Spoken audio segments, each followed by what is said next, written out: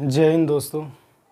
तो आपको पता ही होगा कि गैबोन के अंदर मिलिट्री कूप हो गया है। मिलिट्री ने वहाँ पे टेक ओवर कर लिया पावर को। तो अब देख रहे होंगे ये एक के बाद एक होता जा रहा है।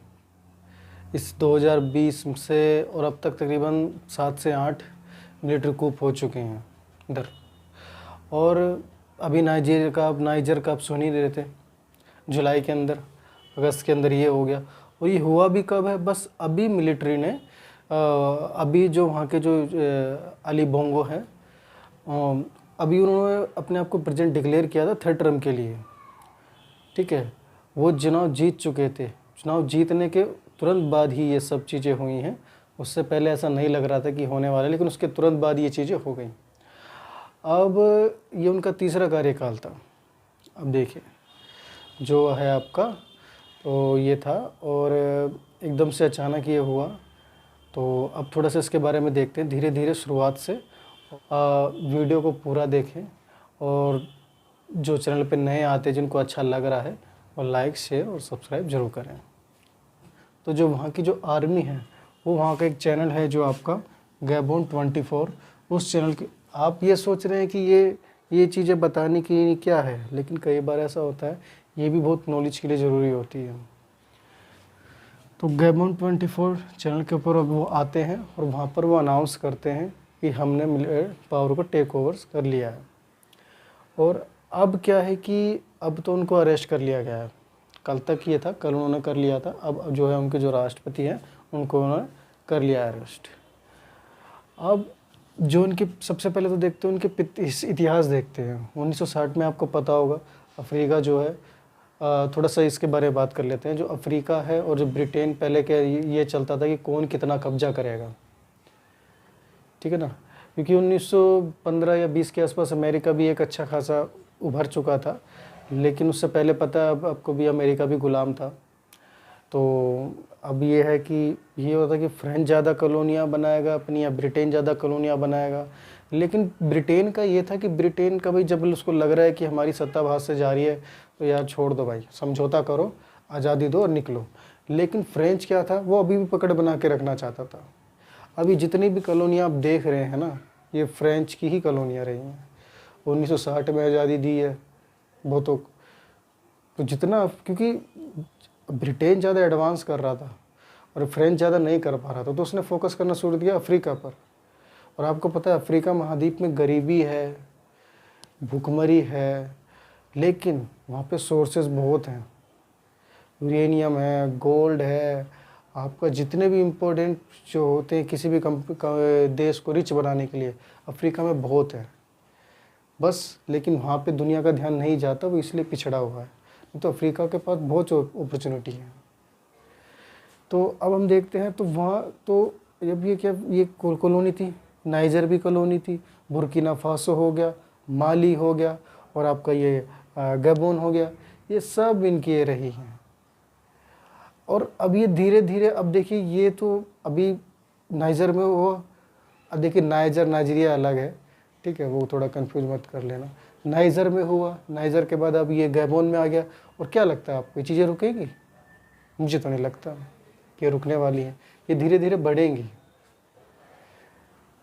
अब आप देखना, क्योंकि एक बार जो क्रांति शुरू हो गई है ना, ये क्या है, ये सब पड़ोसी देश है, कोई ऐसा नहीं है कि कोई एक यहाँ एक यहाँ है। साहेल रीजन भी आपने सुना ही होगा, तो ये साहेल रीजन की भी कंट्रियाँ हैं। ये सब बुर्किना फासो हो गया, नाइजर आ गया, माली आ गया, ये सब ये जो है साहेल रीजन की भी कंट्रियाँ हैं। मैं वैसे कोशिश करा करूँगा जब इस तरह की जो मैं चीज़ें बताता हूँ तो मैप का इस्तेमाल करूँ। देखिए डिजिटल नहीं है चीज़ें, इसलिए थोड़ी सी आपको दिक्कत हो सकती है, बट मैं अगली बार से कोशिश करूँगा कि मैप के साथ करने की कोशिश करूँ, क्योंकि मैप के साथ ना जल्दी समझ में आएंगी, ऐसे थोड़ा समझने में डिफ़िकल्टी होती है। तो मैप के साथ ज़्यादा चीज़ें क्लियर समझ में आएंगी। तो मैं कोशिश करूँगा अगली बार से कि मैप के साथ चीज़ें मैं लाने की कोशिश करूँगा, जिससे कि चीज़ें और तरीके से समझ में आए अच्छे तरीके से। तो अब देखते हैं सबसे पहले जो, अब देखिए 1967 से इनका चलता आ रहा है एक परिवार का। अब बताइए 1967, तकरीबन 6 दशक के आसपास हो गए इनको राज करते हुए, बाप बेटों को।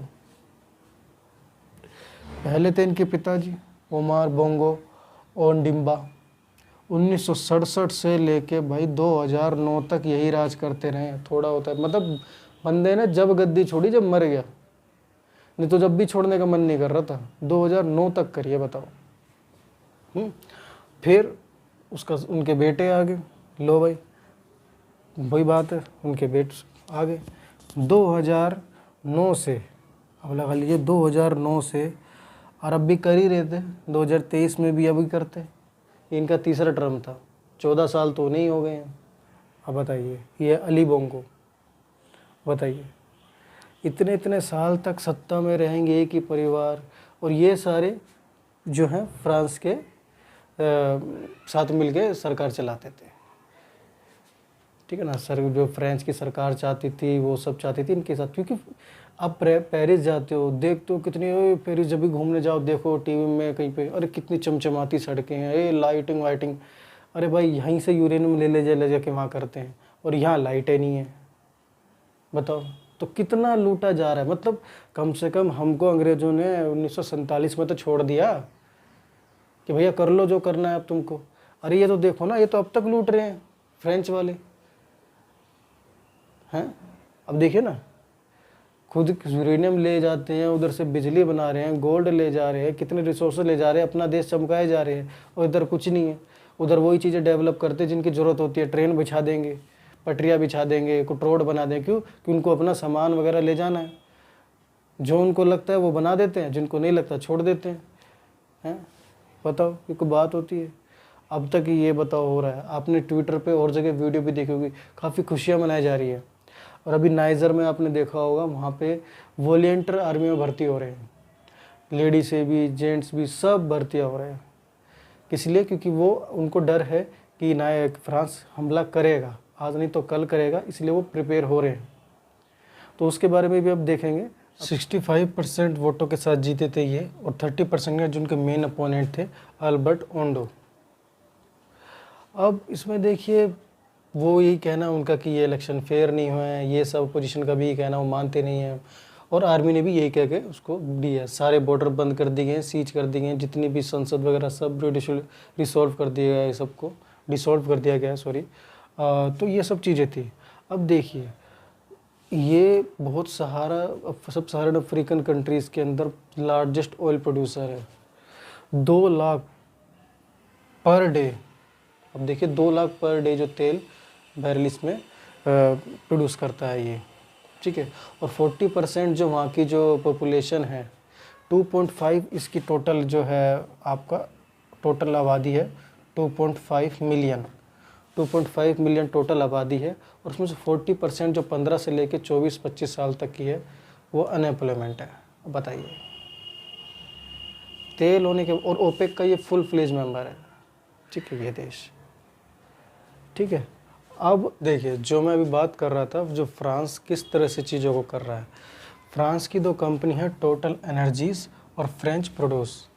ये 2 कंपनी हैं जो तेल वहाँ का जो होता है वो अपने वहाँ पर, मतलब कुछ उनकी कंपनियों के साथ मिलकर भी, लेकिन बहुत बड़ा हिस्सा ये ले जाती है 2 कंपनियाँ, टोटल एनर्जीज और फ्रेंच प्रोड्यूस।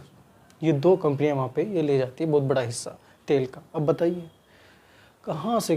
80% यूरेनियम फ्रांस ले जाता है इनका। तो किधर से ये देश आगे बढ़ेगा? चांस ही नहीं है।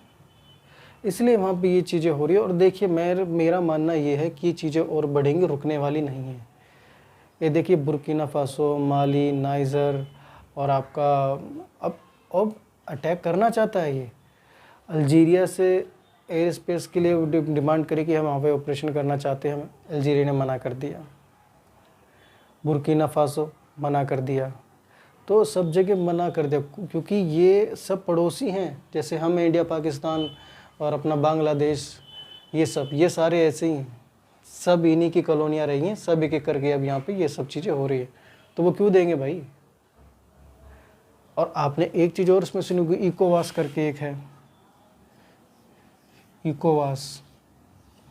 ये वहाँ पे एक संगठन है, अब ये पश्चिमी इधर 15 देशों का एक समूह है वहाँ पर। इसके थ्रू मिलिट्री ऑपरेशन करने की कोशिश की जा रही है। इसको डेडलाइन दी थी कि आप बैठ के बातचीत करिए, इन्होंने नाइजर को भी।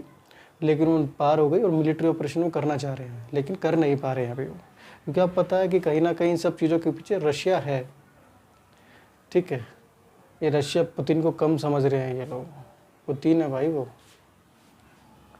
ठीक है, इसके थ्रू भी करिए, और जो भी मिलिट्री ऑपरेशन होकर करना चाहते हैं ये इन्हीं के थ्रू करेंगे। बट वहाँ की भी जब जो है वो तैयार है आर्मी, और देशों का भी सपोर्ट मिला, और पब्लिक का तो भरपूर सपोर्ट है ही।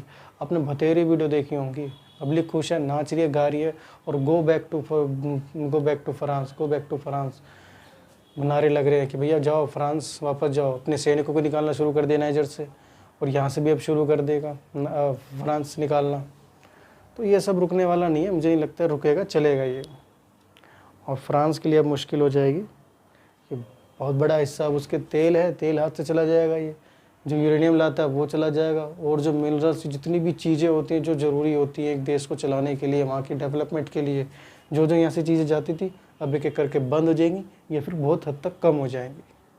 तो इसका बहुत बड़ा दिखेगा, और मुझे लगता है ज़रूर मिलिट्री ऑपरेशन भी करेगा ज़रूर फ्रांस।